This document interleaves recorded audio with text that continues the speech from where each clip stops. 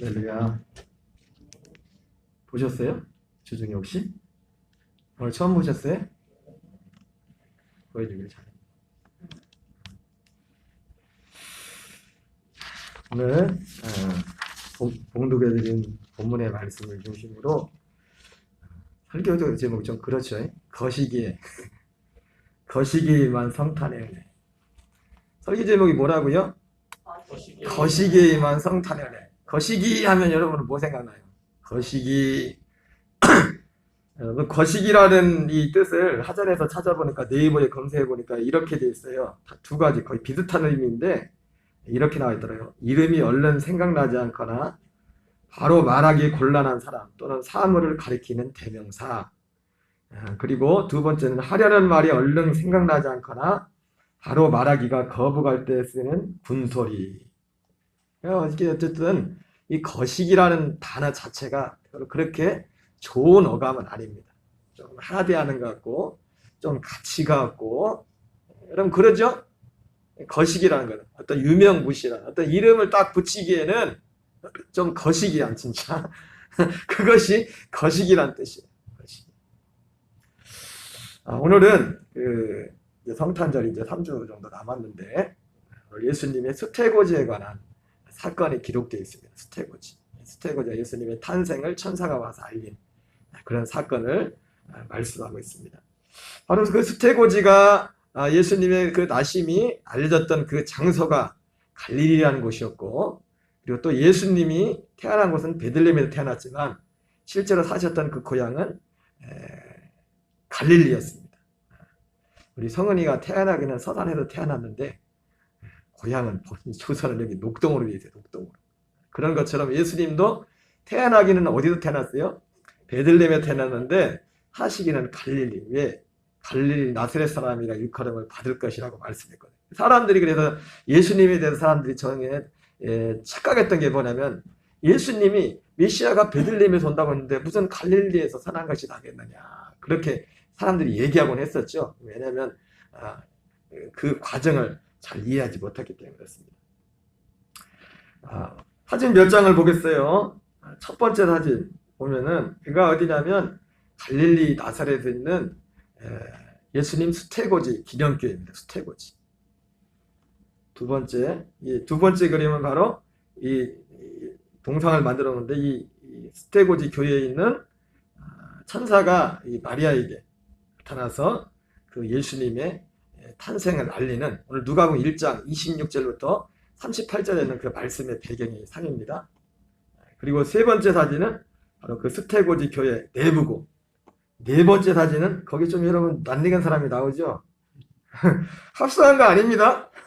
2019년도에 코로나 터지기 직전에 마지막으로 집사람 모처하고 처음이자 마지막 성교순례를 갔던 그 갈릴리 나사렛 수태고지 거기였어요. 자, 오늘 첫 번째 바로 살펴볼 것은 거시기 갈릴리 나사렛입니다. 뭐라고요? 거시기 갈릴리 나사렛. 누가복음 1장 26절 27절을 같이 읽겠습니다. 여섯째 달에 천사 가브리엘이 하나님의 보내심을 받아 갈릴리 나사렛이란 동네에 가서 다윗의 자손 요셉이라는 사람과 약혼한 처녀에게 이르니 그 처녀의 이름은 마리아라. 여러분, 오늘 예수님의 수태고지, 만왕의 왕 예수님의 이 땅에 오시는 그 예언의 그 천사의 예언이 어디에서 그 마리아에게 임했냐면 바로 갈릴리 나사렛이라는 곳에도 임했습니다. 바로 갈릴리 나사렛이라는 동네에 다윗의 자손 요셉이라는 사람과 약혼한 처녀, 그 처녀의 이름은 누구라고요? 마리아에게 가브리엘 천사가 나타나서 예수님의 탄생을 예언하는 그 말씀입니다. 근데 바로 앞서 말씀드린 것처럼 이 갈릴리 나사렛이라는 것은 어떤 곳이냐면 거시기한 곳이에요. 거시기한. 성경에서 표현은 거시기란 단어를 안 쓰지만은 이런 표현을 하고 있어요. 자, 요한복음 7장 41절 같이 읽겠습니다. 시작. 어떤 사람은 그리스도라며 어떤 이들은 그리스도가 어찌 갈릴리에서 나오겠느냐. 7장 51절 2절도 같이 읽겠습니다. 그들이 대답하여 이르되 너도 갈릴리에서 왔느냐? 찾아보라. 갈릴리에서는 선지자가 나지 못하느니라. 여러분, 이 요한복음 7장 41절, 7장 52절에 이 말씀에 나와 있듯이 갈릴리, 예수님이 고향이었던 갈릴리 지역이라는 곳이 얼마나 그때 당시 천대받던 곳이었는지, 유명무실한, 정말 우리가 개천에서 용난다고 그랬는데 마치 그런 같은, 정말 사람들이 주목하지 않는 그런 지역. 그런데 실제로 이 갈릴리의 뜻이, 제가 왜 거시기란 제목을 그냥 붙인 게 아니에요. 제가 붙이고 싶어 붙인 게 아니라 이 성서 지리에 대해서 전문가 되신 분이 강의를 하시는데 이 갈릴리를 한마디로 거시기라고 하더라고요. 갈릴리의 뜻 자체가 거시기란 뜻이에요. 거시기. 우리나라 뜻. 다른 데는 예를 들어서 이 이스라엘의 지파 땅을 보면은 이 갈릴리 지역의 성경에 나오지만은 아셀 지파, 납달리 지파, 스불론 지파, 이사갈 네 지파가 갈릴리 지역 이쪽에 붙어 있어요. 붙어 있는데 나머지 이굴의 성서 지리를 보다 보면은 보통 이스라엘 땅을 나눌 때 어떻게 하냐면 뭐 유다 산지, 베냐민 산지, 지파의 이름을 붙여요. 그리고 어디가 있어요? 다시 베냐민 산지, 유다 산지, 에브라임 산지, 그리고 길라 산지, 요단 동편에는 길라 산지, 이쪽 지파가 있단 말이야. 그리고 북쪽 지방에는 아까 말씀했던 네 지파가 있단 말이야. 아셀, 납달리, 스불론, 이사갈 네 지파가 있는데 우리가 앞에 다른 지파들처럼 산지 이름을 붙이려면 어떻게 보면 물론 또 있네. 사마리아 산지라는 게 있어요. 에브라임 산지와 붙어있는 그 산지를 또 사마리아 산지라고 하는데 그 위쪽에는 이 네 지파가 나 있는데 네 지파의 이름을 따서 산지라고 부르지 않고 그냥 거시기, 한마디로 네 지파가 이를 거시기 갈릴리라고 불러요. 갈릴리 지역이에요. 갈릴리 산지라고 그래요. 그 산지에 그 지파의 이름 하나하나를 붙여서 산지를 붙이지 않고 그냥 뭉뚱그려서 거시기 산지, 갈릴리 산지 이렇게 붙였단 말이에요. 그러나 이 지역이라는 자체가 예수님이 오늘 수태고지가 있었고 예수님이 고향이었던 이 갈릴리라는 곳 자체가 바로 거시기하는 곳이에요. 거시기. 별로 주목하지 않는. 그래서 여기 본문에 나오는 것처럼 그리스도가 어찌 갈릴리에서 나오겠느냐. 갈릴리에서 선자가 나지 못하는가. 이렇게 말씀하고 있어요.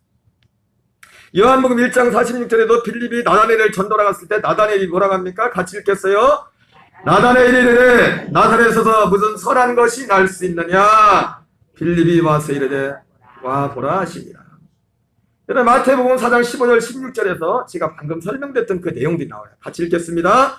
스불론 땅과 납달리 땅과 요단강 저편 해변길과 이방의 갈릴리여 흑암에 앉은 백성이 큰 빛을 보았고 사망의 땅과 그늘에 앉은 자들에게 빛이었도다 하였느니라. 여기 나오는 것처럼 스불론 땅 지금 네 지파에서 두 지파만 나오죠. 여기는 스불론 땅과 납달리 이 지역은 특별히 이 이사에서 나오지만은 바로 갈릴리에서도 어느 지역이냐면 가버나움, 예수님이 주로 사역했던 가버나움 지역이 스불론과 납달리 땅 그 지역에 속하는 것이. 스불론 땅과 납달리 땅과 요단강 저편 해변길과 해변길은 뭐냐면 바로 그 유대의 그 길이 제일 좋은 길이 해변길이 애굽에서부터 시리아까지 가는 길이 있어요. 비아마리스라는 길이 있습니다. 해안 그 지중해 쪽을 길을 타고 쫙 올라가다가 남에서 북으로 가다가 다시 동으로 서에서 동으로 이제 시리아 쪽을 향해서 다마스커 쪽으로 이제 길을 가는 이제 요즘 같은 고속도로 같은 게입니다. 여러분 어디든지 길이 중요하잖아요. 길이 똑같은 집에도 고속도로 옆에 안에 큰 도로 옆에 있는 집하고 산에 있는 집하고 집값이 틀리다고. 그죠? 도로가 나버리면 똑같은 집에도 그 집까지 차가 들어갈 수 있느냐 들어가지 못하냐고 집값이 달라진다. 그런 지역에는 이방에 있어요. 이방. 바로 이방의 갈릴리, 흑암에 앉은 백성, 사망의 땅과 그늘에 앉은 자들. 한마디로 이 갈릴리라는 지역 자체가 예수님의 오늘 수태고지를 받은 그 지역 자체가 거시기한 지역에서 거시기한 지역. 이것은 이사야 9장 1절 2절에 예언된 말씀이에요. 같이 읽겠습니다. 전에 고통받던 자들에게는 흑암이 없으리로다. 옛적에는 여호와께서 스불론 땅과 납달리 땅이 멸시를 당하게 하셨더니 후에는 해변길과 요단 저쪽 이방의 갈릴리를 영화롭게 하셨느니라. 그가 맹하던 백성이 큰 빛을 보고 사망의 그림진 땅에 거주하던 자에게 빛이 거두었다. 여러분, 이 갈릴리 지역은 사실은 갈릴리 지역이 육신적으로 하면 굉장히 살만한 지역이에요. 왜냐하면 거기가 물이 많아요. 그 우쪽으로 올라가면 단이라고 해가지고 그리고 헐몬산이 있고 그쪽으로 내려오는 이 물이 어딜 가든지 물이 중요하지 않습니까? 그리고 그 앞에 갈릴리 바다가 있으니까 사실은 농사짓기 뭐 하기도 정말 좋은 지게 육신적으로 말합니다. 그럼에도 불구하고 여기를 뭐라 합니까? 이방의 갈릴리, 이방 땅이고 흑암에 행하던 백성, 사망의 그늘질 곳, 멸시를 당하였다.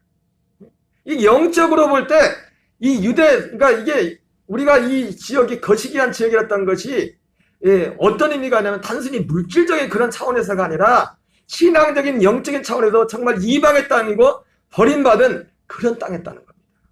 여러분, 우리가 이 세상을 볼 때도 우리는 너무나 사람들을 볼 때 눈에 보이는 어떤 물질적인 그런 걸 가지고 사람을 판단하는데 우리 예수 믿는 사람들은 먼저 그것을 보면 안 돼요. 그 사람의 믿음을 봐야 돼요. 그 사람의 신앙을 봐야 돼요. 예수님을 믿는다고 하면서도 너무나 우리의 가치관이 예수 믿지 않는 사람들과 가치관이 똑같아요. 그건 예수 믿는 게 아니에요. 예수. 어쨌든 오늘 예수님의 스테고지가 있었던 곳이 어디라고요? 거시기 갈릴리 나사렛. 따라합시다. 거시기 갈릴리 나사렛. 여러분, 그 지역뿐만 아니라 오늘 성경에 보니까 마리아 자신도 우리가 천주교에서는 마리아를 뭐 하나님 예수님 같은 신성을 가진 그런 존재로까지 격상을 시켰지만 절대로 그런 게 아닙니다. 마리아도 예수님의 구속에 피가 필요한 죄인에 불과해요. 다만 예수님이 오시는 통로가 되었을 뿐이지. 마리아 자신도 겸손할지 모르겠지만 자기 자신을 거시기하다고 자신을 고백하고 있어요. 심지어 오늘 본문에 보니까. 누가복음 1장 46절 48절을 같이 읽겠습니다. 시작.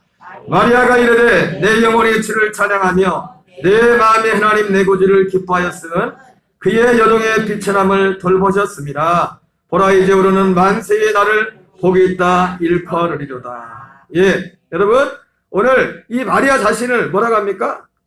그의 여종을 비천함을 돌아보셨다 이렇게 말하고 있어요. 한마디로 물론 옆 사람이 볼 때 어떻게 보이겠지만 본인이 생각할 때 거시기했다는 겁니다. 자기 자신이, 존재 자체가. 여러분, 성탄은 바로 거시기한 곳에 임한 하나님의 은혜가 성탄입니다. 그런데 중요한 것이 있습니다. 갈릴리도 그랬고 마리아도 그랬던 것처럼 우리 모두도 거시기했고 거시기하다는 겁니다. 우리 예레미야 17장 9절 10절을 같이 읽겠습니다. 시작. 만물보다 거짓되고 심히 부패한 것은 마음이라 누가 너희 이를 알려마는 나 여호와는 심장을 넓히며 폐부를 시험하고 각각 그의 행위와 그의 행실대로 보응하나니. 예. 여러분, 환경에 어떤 물질적으로 세상적으로 볼 땐 어떻게 보일지 모르지만 갈릴리 지역이, 이방의 갈릴리 지역이 물질적으로 볼 땐 물도 많고 여러 가지로 풍성한 그런 지역이지만 실제로 그래요. 남쪽과 북쪽이 갈릴리를 중심으로 해서 남과 북의 차이가 가보면 너무 차이가 많아요. 그 짧은 땅에, 좁은 땅에. 그러나 신앙적으로, 영적으로 볼 때는 아니었어요. 여러분, 우리도 얼마든지 그럴 수 있습니다. 하나님이 우리를 보시고 거시기하다고 할 때는 우리의 겉으로 드러나 우리가 어떤 옷을 입었느냐, 어떤 차를 타고 있느냐, 어떤 집에서 살고 있느냐, 얼마나 세상에도 어떤 영향을 미치고 있느냐, 그걸 보는 것이 아니라 우리의 마음이 거시기하다는 거예요. 우리의 마음이. 우리 다시 한번 읽겠습니다. 만물보다 거짓되고 심히 부패한 것은 마음이라 누가 등이 이를 알려마는 나 여호와는 심장을 넓히며 폐부를 시험하고 각각 그의 행위와 그의 행실대로 보응하나니. 예. 여러분, 문제는 마음입니다. 바로 우리가 거시기하다는 것은, 우리 사람이 거시기하다는 것은 우리의 마음이 거시기하다는 거예요. 겉으로는 얼마든지 꾸밀 수가 있어요. 얼마든지 어떻게 할 수 있지만 그러나 우리의 심장을 살피시는 주님이 우리의 마음을 볼 때 우리의 마음이 너무너무 거시기하다는 겁니다. 우리 예수님께서도 이것을 분명히 말씀하셨죠. 마가복음 7장 20절 23절을 같이 읽겠습니다. 시작. 또 이르시되 사람에게서 나오는 것이 사람을 더럽게 하나니라. 자, 사람에게서 나오는 게 뭐예요? 사람에게서 나오는 것을, 사람에게 나오는데 사람이 어디서 나와요? 마음에서 나오대요. 사람의 마음에서 나오는 것을. 자, 그 뒤에 거시기한 것들이 뭔가 목록들이 나와요. 그죠? 곧부터 읽겠어요. 시작. 곧 사람의 마음에서 나오는 것은 악한 생각, 곧 음란과 도둑질과 살인과 간음과 탐욕과 악독과 속임과 음탕과 질투와 비방과 교만과 우매함이니 이 모든 악한 것이 다 속에서 나와서 사람을 더럽게 하느니라. 여러분, 갈릴리라는 지역 자체가 앞서 말씀드린 것처럼 겉으로 볼 때는 어떻게 보면 이스라엘 땅에서 제일 풍요롭고 괜찮은 지역이었어요. 근데 그 땅 이름을 뭐라고 붙였어요? 거시기하다. 갈릴리가 거시기하다. 거시기. 예. 하나님은 우리의 어떤 겉으로 드러나는 그것보다 먼저 하나님이 정말 보시는 것은 우리의 마음을 보십니다. 우리의 마음의 중심을 보신다. 우리 예수님께서는 이것을 더 분명하게, 더 세부적으로 우리의 마음이 얼마나 문제가 있는가에 대해서 예수님께서 새 계명을 말씀하시면서 구체적으로 말씀합니다. 그 몇 가지, 한 두 가지 정도 예를 들면 마태복음 5장 21절 22절을 같이 읽겠습니다. 시작. 옛 사람에게 말한 바 살인하지 말라. 누구든지 살인하면 심판을 받게 되려 했다는 것을 너희가 들었으나. 여러분, 예수님이 옛사람이 말한 건 뭡니까? 모세를 통해 주셨던 옛 계명, 10계명을 말하는 거죠. 10계명에서 살인하지 말라 이렇게 말했어요. 그러면서 예수님이 이 말씀을 듣는 겁니다. 하시는 거예요. 옛사람에게 말한 바 살인하지 말라. 누구든지 살인하면 심판을 받게 되려 했다는 것을 너희가 들었으나. 우리는 쓰고 생각, 아니 난 사람을 죽인 적이 없는데. 그런데 예수님이 뭐라고 합니까? 나는 너에게 이르노니 형제에게 노하는 자마다 심판을 받게 되고 형제를 대하여 나가는 자는 공에 잡혀가게 되고 미련한 놈이라는 자는 지옥불에 들어가게 되리라. 우리의 마음을 보는 마음. 우리 예수님은 우리의 마음이 얼마나 거시기한 것. 그러니까 예수님이 오신 목적이 뭐냐면 이 거시기한 우리의 마음을 새롭게 하시려고 하셨다. 거시기한 우리의 마음. 27절 28절에서도 말씀하시죠. 같이 읽겠습니다. 또 가늠하지 말라 했다는 것을 너희가 들었으나 나는 너희에게 이르노니 음욕을 품고 여자를 보는 자마다 마음이 이미 가늠하였느니라. 예, 가늠하지 말라 했다는 것을 너희가 들었으나 나는 가늠한 적이 없는데. 예수님 뭐라 합니까? 육신적으로 어떤 이런 죄를 짓지 않았을지라도 음욕을 품고 여자를 보는 자마다 마음이 이미 가늠하였다. 우리가 너무 모든 사람이 에레미야 17장 9절 10절 아까 말씀처럼 만물보다 부패한 것이 사람의 마음이라 누가 등 이를 알려마는. 우리 모두는 거시기하였고 어쩌면 지금도 거시기할지도 모릅니다. 바로 이 성탄은 뭐냐면 바로 거시기한 우리에게, 거시기한 갈릴리 나사렛의 예수님이 그 수태고지가 있었던 거죠. 거시기 스스로를 거시기하게 생각하던 그 마리아에게 수태고지하며 그리고 그 몸을 통해서 예수님 육신을 입고 오셨던 거죠. 바로 이 성탄의 축복, 성탄에는 뭐냐면 거시기한 우리에게 주시는 하나님의 은혜라는 겁니다. 로마서 8장 1절부터 4절에 보면 그런데 이 성탄의 은혜, 거시기에게 임한 성탄의 은혜가 무엇인지 구체적으로 단순히 예수님이 이 땅에 오신 그 자체로서 우리에게 성탄의 은혜가 되는 게 아니에요. 그 자체로서. 우리 한번 같이 읽겠습니다. 그러므로 이제 그리스도의 안에 있는 자에게는 결코 정죄함이 없나니 이는 그리스도의 안에 있는 생명의 성령의 법이 죄와 사망의 벌서를 해방하였습니다. 여러분, 결론적인 말씀이지만 거시기에만 성탄의 진정한 은혜는 뭐냐면 생명의 성령의 법의 은혜 가운데 우리를 이끄시는 겁니다. 이제 그리스도의 안에 있는 자에게는 결코 정죄함이 없나니 이는 그리스도의 안에 있는 생명의 성령의 법이 죄와 사망의 벗어를 해방하였습니다. 자, 그 다음 좀 읽겠습니다. 율법이 육신으로 말미암아 연약하여 할 수 없는 그것을 하나님은 아시나니 곧 죄로 말미암아 자기 아들을 죄 있는 육신의 모양으로 보내와. 자, 여러분 보면은 제가 글씨를 색을 좀 이렇게 구별을 했는데, 하나님이 이 성탄을부터, 하나님의 이 은혜는 성탄부터, 물론 그 전부터 시작됐지만 예수님을 통한 우리의 은혜는, 여러분 은혜는 제가 수요일날인가도 말씀을 했지만, 우리가 은혜라고 할 때, 은혜란 말은 사실은 물론 넓은 의미에서 하나님께서 우리 육신적으로 어떤 베풀어 주시는 그런 것들도 은혜라고 당연히 말하지만, 그러나 그런 은혜와 구별되는 특별한 은혜는 오직 하나만 있다고 했죠. 그 은혜가 뭐라고 했어요? 오직 예수 그리스도를 통해서 오신 은혜예요. 그래서 율법은 무엇으로 말미암아 주어진 것이요? 은혜와 진리는 예수 그리스도로 말미암아 된 것이다. 이 예수 그리스도를 통해서 주어지는 은혜는 반드시 진리와 관련된 겁니다. 진리와 관련된 거예요. 그래서 예수님께서 이 성탄의 은혜는 사실은 하나님이 주시는 그 진짜 은혜의 시작 출발점입니다. 그래서 하나님의 뜻은, 하나님은 죄로 말미암아 자기 아들을 죄 있는 육신의 모양으로 보내요, 이렇게 말하고 있어요. 그럼 성탄절이 뭡니까? 바로 오늘 이 사도 바울이 말한 것처럼 하나님께서 죄 때문에 자기 아들을 죄 있는 육신의 모양으로 이 땅에 보내신 날이 성탄절이에요. 이 땅에 보내신 목적이 뭐예요? 그러니까 이 땅에 성탄의 진정한 은혜가 우리에게 그러면 이루어진다는 건 뭐냐면, 하나님께서 죄로 말미암아 자기 아들을 죄 있는 육신의 모양으로 이 땅에 보내신 것이 성탄인데, 바로 이 땅에 보내신 그 목적이 우리에게 이루어져야 성탄의 은혜가 우리에게 임하는 거예요. 그 성탄의 은혜가 임했다는 거예요. 그냥 성탄절 돼가지고 참 신기한 게 있어. 성탄절 되면 예수 안 믿는 사람 더 좋아해.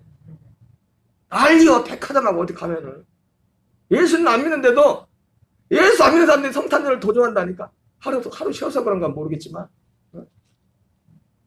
여러분, 성탄의 진정한 은혜는요, 주님의 그 탄생 자체가 의미 있는 건 뭐냐면, 그분이 오신 목적 때문에, 그분이 오셔서 우리에게 주시고자 하는 그 진짜 은혜 때문에 예수님의 성탄이 귀한 거예요. 다시 한번 보세요. 성탄이 뭐라고요? 성탄이 하나님께서 죄로 말미암아 자기 아들을 죄 있는 육신의 모양으로 이 땅에 보내신 날이 성탄이에요. 그럼 목적이 뭡니까? 육신의 죄를 정하사 육신을 따르지 않고 그 영을 따라 행하는 우리에게 율법의 요구가 이루어지게 합니다. 예수님이 이 땅에 오신 날이 성탄절인데, 그리고 이 땅에 오셔서 뭐라고 합니까? 죄 있는 육신의 모양으로 오신 날이 성탄절입니다. 오셔서 어떻게 했어요? 육신의 죄를 정했다고 했어요. 왜요? 예수님에게 죄를 정해서 육신의 죄를 정했다는 건 뭐냐면, 예수님이 죄를 뒤집어 쓰고 예수님이 죽으셨다는 겁니다. 이 목적이 뭡니까? 육신을 따르지 않고 그 영을 따라 행하는 우리에게 율법의 요구가 이루어지게 합니다. 여러분, 율법의 요구가 이루어지는 것은 조금 복잡한 얘기니까 지금 이 시간에 말해서 안 드리겠습니다. 뭐 복잡한 건 아닌데 이 시간에 설명해요. 다른 의미로 여기서 뭐라고 합니까? 육신을 따르지 않고 영을 따라 행하도록 하기 위해서 예수님이 오셨다는 겁니다. 그게 성탄의 은혜예요. 육신을 따르지 않고 그 영. 육신은 뭐예요? 우리의 옛 생명, 본성, 우리 그냥 육신의 부모로부터 물려받은 육신과 그 육신 그 자체. 거기에는 사람들 보기에 그럴듯한 좋은 것도 있을 수 있어요. 나쁜 것만 육신이라고 하는 게 아니야. 우리가 볼 때 인간 도덕 윤리적으로 우리의 옛 생명에서는 모든 것이 다 육신이고, 이것은 하나님을 대적해요. 하나님과 반대된 거예요. 자기 의. 잘하면 잘하는 대로, 여러분 제가 항상 말씀드렸죠. 믿음이라는 것은 내가 사라지는 건데, 믿음 밖에 있을 때는 사람이, 여러분 믿음 밖에 있을 때 나타나는 사람은 극과 극의 현상이 삶의 환경 속에 나타납니다. 극과 극의 반응이 나타나요. 우리가 인생을 살아가면서 우리가 육신 가운데 살면은 사람이 딱 두 가지로 갈라져요. 나라는 한 사람 속에서도 이 세상을 살아가면서 내가 육신 가운데 있을 때는 딱 두 가지 모양으로 나타난다고. 상황에 따라서. 어떤 상황에 따라서는 내가 교만으로 나타납니다. 어떤 상황에서는 낙심으로, 겸손이 아니라 낙심으로. 왜? 내가 주인이기 때문에. 내 육신의 생명, 나를 의지하기 때문에. 내가 주인이기 때문에. 내 의로 살기 때문에.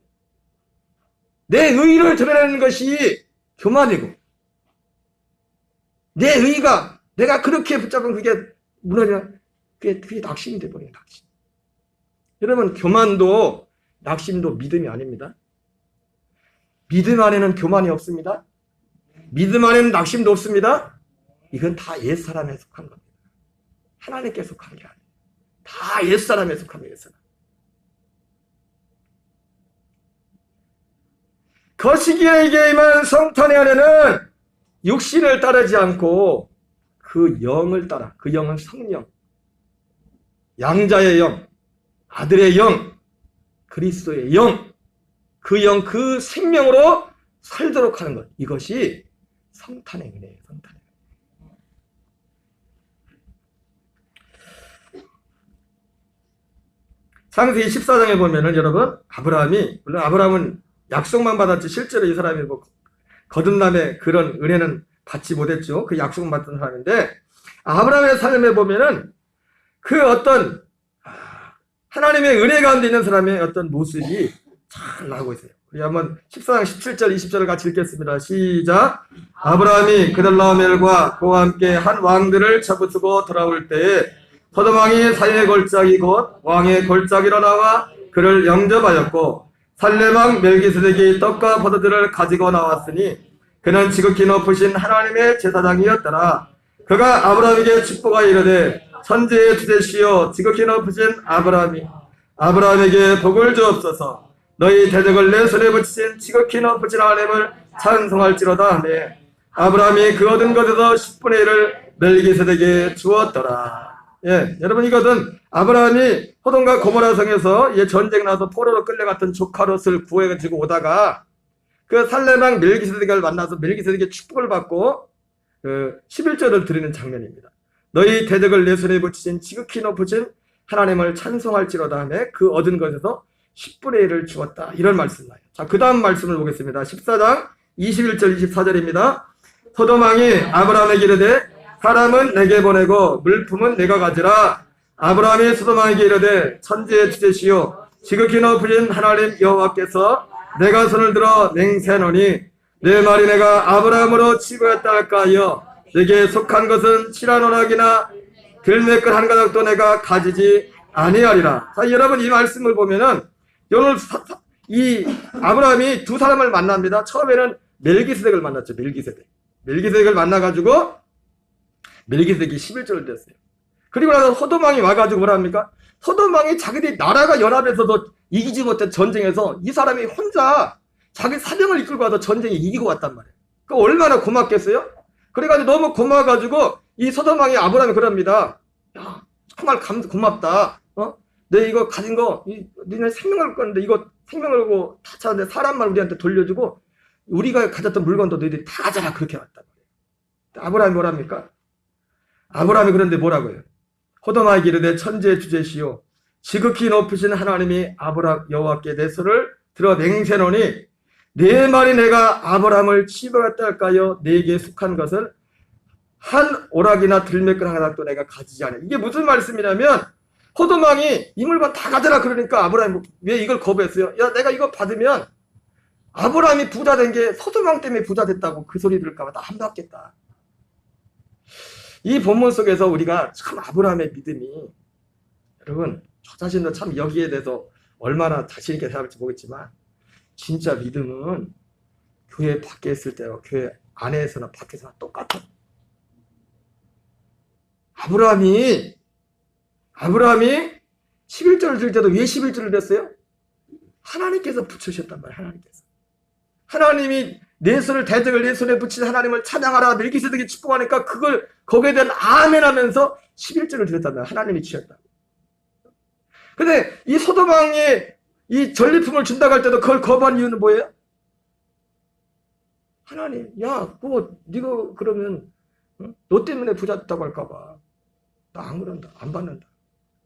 아브라함이 나중에 부자 됐을 때 하나님이 축복했다는 소리를 들어야 되는데 네가 열심히 해서 내가 이렇게 가지고 부자 됐다. 그 소리 들을까 봐 내가 안 받겠다.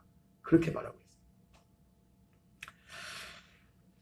한 걸음 더 나가서 아브라함은 그것을 받지 않을 뿐만 어떻게 합니까? 오직 젊은이들이 먹은 것과 나와 동행한 아넬과 에스걸과 나무의 분깃을 취할지니 그들이 그 분깃을 가질 것이니라.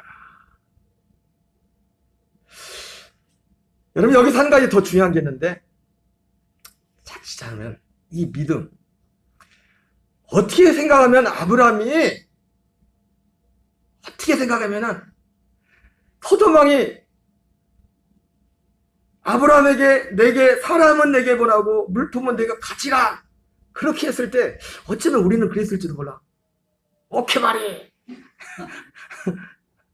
하나님이 이 사람을 통해서 나한테 지금 재산을 주는구나. 우리의 생각의 틀은 그렇게 우리의 생각. 여러분 신앙이란 건요. 우리가 성탄의 진짜 은혜가 우리 성탄의 진짜 은혜가 우리가 육신을 쫓지 않고 그 영을 쫓아가는 그 삶을 살려면 우리의 생각의 틀이 깨져야 돼. 우리의 육신 속에 있는 어떤 생각의 틀이 깨져야 돼. 내가 생각하는 그 틀대로 되지 않을 때 사람이 언제 사람이 화가 나고 언제 사람이 일이 착도하면 내가 만드는 그 틀과 다른 무언가가 부딪힐 때 거기서 부딪히게 되고 거기에서 절망을 하게 돼. 믿음은 뭐냐면 내 생각의 틀과 다른 것이 있을 때 물론 우리가 어떤 것들은 정말 양보할 수 없는 어떤 것들이 있어요. 그런 거 말고 그럼 우리가 사실은 우리에게 생기는 모든 문제 사실은 어떻게 보면 사소한 것 때문에 문제가 생기잖아요. 큰 문제가 아니에요. 집사람하고 나하고 살다 다투는 것도 큰 문제가 아니에요. 집사람이 내 몰라 뭐 수천만 원을 떼어먹어가지고 그것 때문에 싸우는 게 아니라 떼어먹을 수천만 원 넣지만 별로 큰 문제 갖고 그러는 게 아니에요.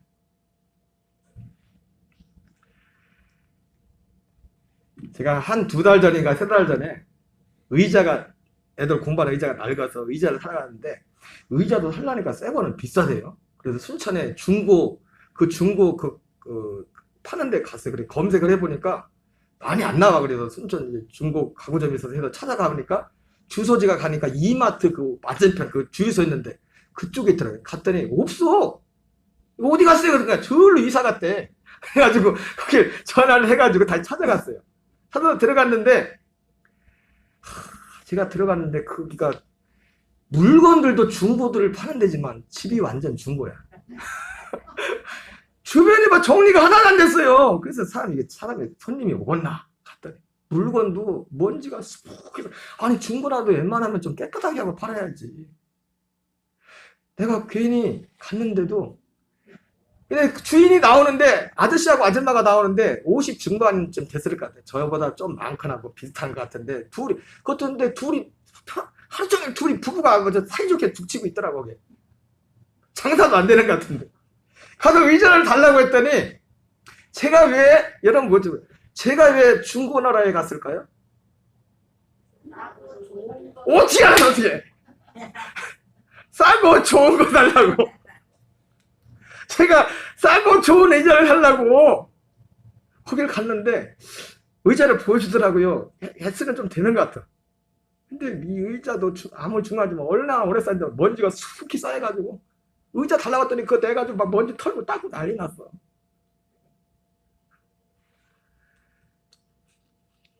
내가 볼 때는 그만큼 안 봐도 될 텐데 뭐 비싼 가격은 안 했지만 또 좀 가격을 이렇게 새 것도 아니고 먼지도 쌓여있었고 그런데 뭐 그거를 얼마를 부르더라고요. 제가 거길 왜 갔다고요?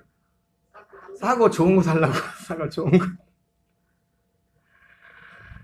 근데 그래서 나중에 싸고 좋은 걸 사왔어요. 사왔더니 집사람이 보더만 아니 여보 전에 여기 있던 거나 사온 거나 똑같네 그러는 거예요. 저는 싸고 좋은 걸 찾아갔다가 내가 오히려 그 두 분을 보면서 너무 안 된 거예요. 그래가지고 의자 닦는데 내가 막 청소 나도 같이 닦아주고 내가 막 하고 그리고 나는 싸고 좋은 걸 찾아갔다가 다른 걸 사고 왔어. 다른 걸 사왔어. 근데 집사람은 그 내용을 잘 모르니까 아 여보 아니 집에 있던 의자나 지금 사온 의자나 똑같네 왜 사왔어? 뭐 그러더라고요. 왜 이런 의자 사왔냐고 당신답지 않게. 저는 그날 너무 행복했어요. 저는 기도합니다. 그 집이 장사가 좀 잘 됐으면 좋겠어. 너무 안 된 거예요. 너무 안 된 거예요. 여러분, 내가 잠깐도 하지만 싸고 좋은 것만 사겠다는 이 틀을 깨지 않는다면 나는 그냥 나와야 돼요. 그래서 그거보다 더 소중한 게 싸고 좋은 것. 물론 그 물건이 진짜 굉장히 뭐 몇백만 원, 몇천만 원 된다면 그렇게 못 했겠죠, 사실은. 뭐 그렇게 큰 물건, 비싼 물건이 아니기 때문에 그런 것도 있었겠지만은, 그러나 내가 거기 간 목적은 하나란 말이요. 싸고 좋은 걸 살라고. 그럼 그냥 나왔어야 돼. 근데 생각보다 별로 싸지도 않고 물건도 좋지도 않고 먼지는 수북히 쌓였어. 근데 같이 먼지 털어주고 닦아주고 쫄주고 내가 한다고 막 해주고 막 괜히 내가 더 미안해. 내가 더 미안해.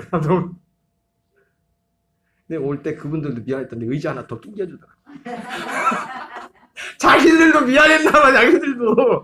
자기들 보기에도 그런 것들 아무리 중고를 팔지만은. 그래서 집사람이 보더니 이거 얼마나 쓰겄나 사오긴 사왔는데 이거 얼마 가겠나 그러더라고.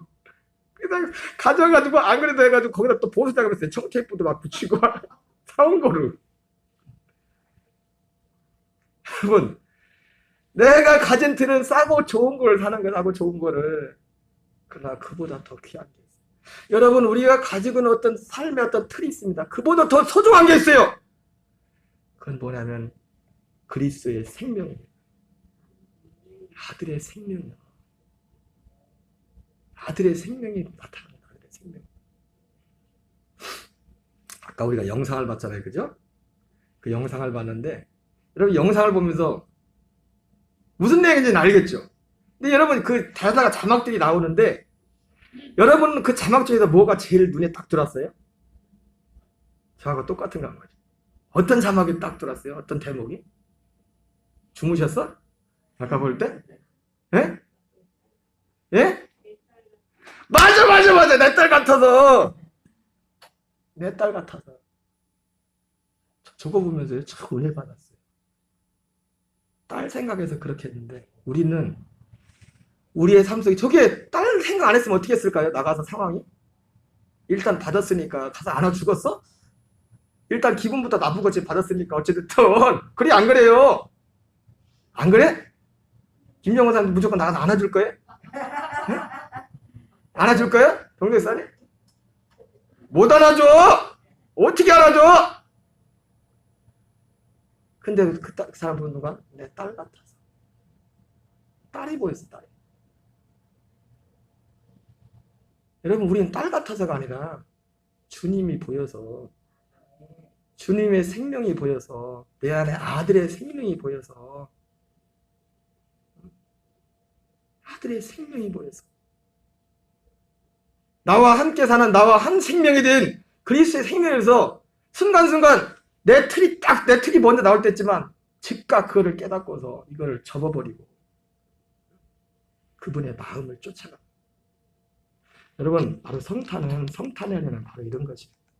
주님이 우리를 이 자리로 우리를 부르신 것입니다.